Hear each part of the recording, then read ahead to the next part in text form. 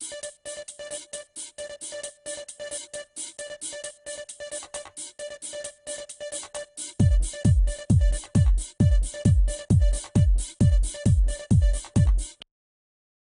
on review, we are looking at Heavy Rain for the PlayStation 3.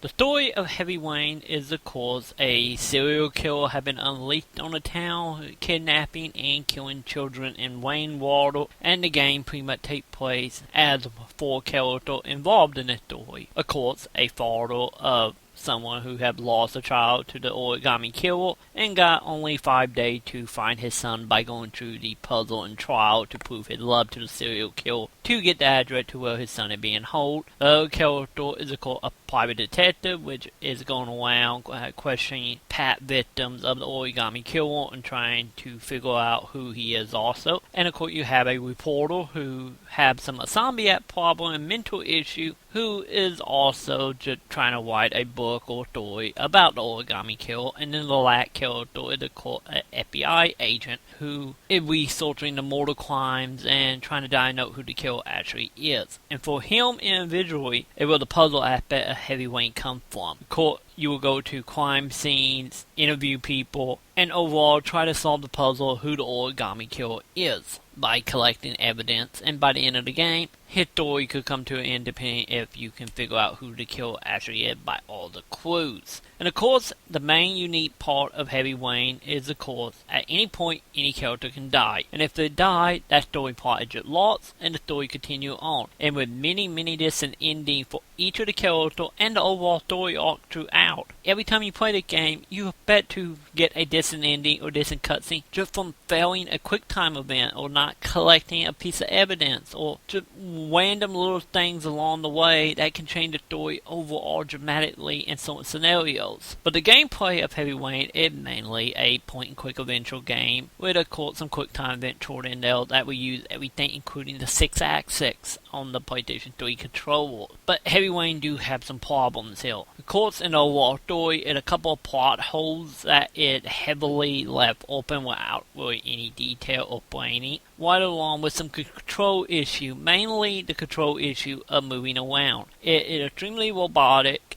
and a little difficult with the switching camera angle to actually keep consistent movement in your character without just looking quite odd at most times. With break the emotion of being so attached within this game, since the game is a cinematic experience. Overall, it's really good at that. You will get a decent story throughout and one that will keep you intrigued enough and on the edge of your seat enough within the story and within the gameplay to actually keep you playing. And in many cases, make you go back to play other scenario many times over just to see what would have happened if you screwed up a quick time event or if you said something at a distant point. And also, the other thing that Heavy Rain got going for is the mental test. The game will ask you questions throughout which will involve you remembering past events in the game that you don't really expect the game to want you to remember, like asking you what type of clothes your kid was playing when he went missing and having to remember what clothes he was wearing when you were playing with him before the event. The game is unique on a lot of levels, even if it do have a lot of flaws in the control and plot holes, but I can't help but recommend anyone this game if they just like good old murder mysteries or crime